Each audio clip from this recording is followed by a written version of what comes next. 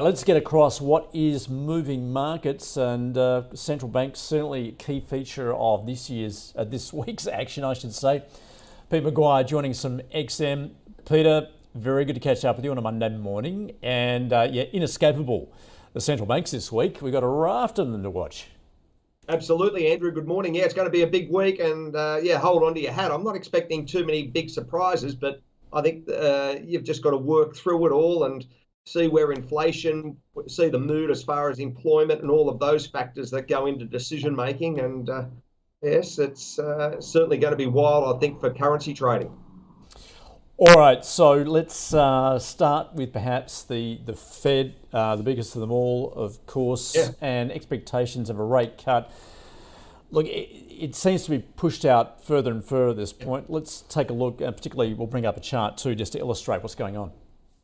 Absolutely, Andrew. You're going to be looking at, as far as CPI and PPI, your expectations. Is it going to be 3 this year, or is it going to be 2? And there seems to be rumblings across the market. Analysts are saying you probably see 2. And if you push it too far out, as you know, you're heading into an election come late October, early November. So is that going to be politically biased? All of those factors need to be considered moving forward. And the Fed's certainly got their hands full because inflation's still fairly sticky. And employment probably hasn't come down to where they want it to be, or unemployment, that is. How do you see that being reflected with the US dollar at the moment, Pete?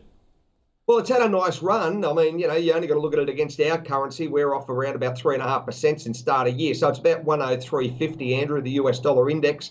And the overall theme seems to be a little bit stronger than where it was last week. And it could continue, I think. And let's see how it rolls for Wednesday. But naturally, that's a wonderful metric to look at as far as US dollar, and probably it's got some more horsepower. You might even see close to 104 by month's end.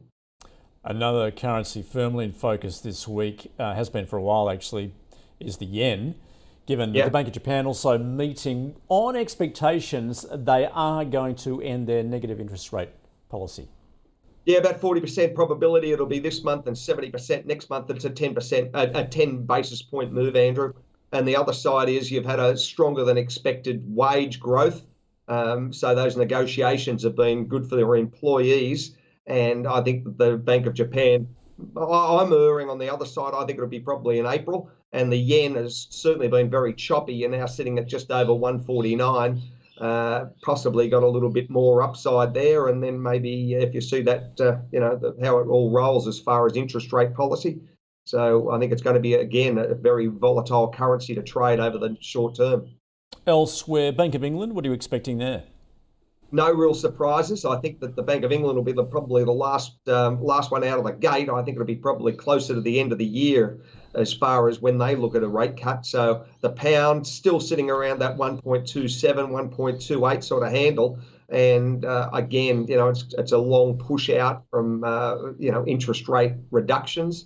And the overall economy is, spluttering at best. All right. Now, in the Eurozone, look, the ECB not meeting, but how do you see the Euro economy travelling at the moment?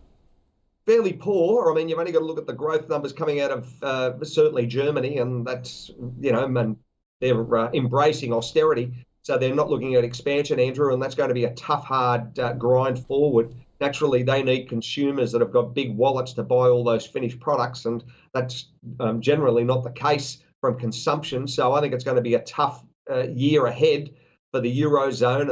And as far as the euro itself, you're sitting at that probably nearly 1.09. I think it's probably got probably a little bit softer from here, and just keep an eye on it against those cross rates, certainly against the US dollar and probably against the yen. So, Pete, overall, what are you going to be watching for on markets, given all that central bank action we get this week? Clearly, the currencies, and how do you think the equity market's going to respond?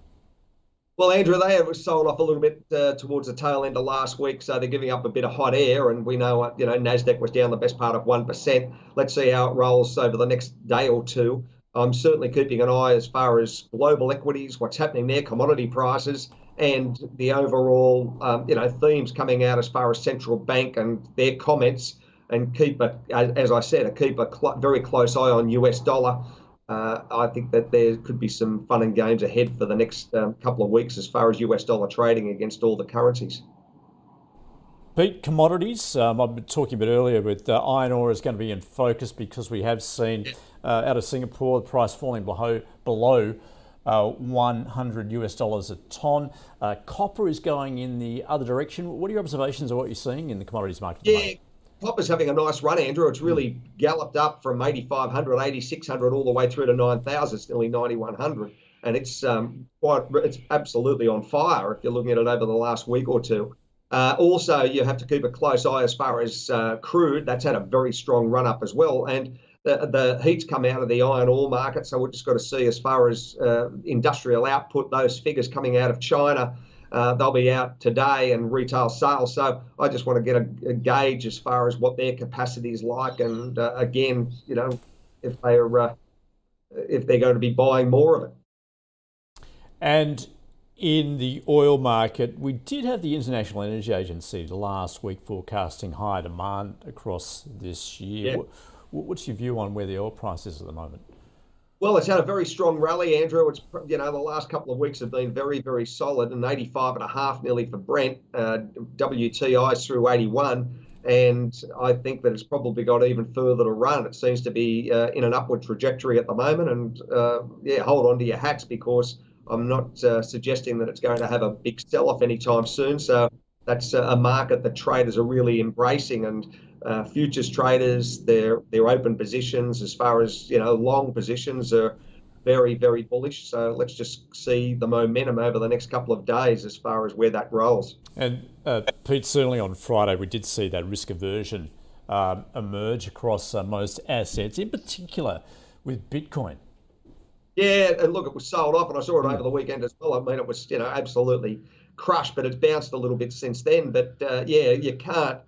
You just got to get your head around it, Andrew. You see, $6,000 and $7,000 moves over a day and a half. They're big washouts, 9 and 10%, and then it bounces. So it's not for the faint-hearted, and it's it just you shake your head a little bit and just go, wow, that's a market that's dynamic. And if you want to trade and you want something exciting, then Bitcoin certainly puts its hand up.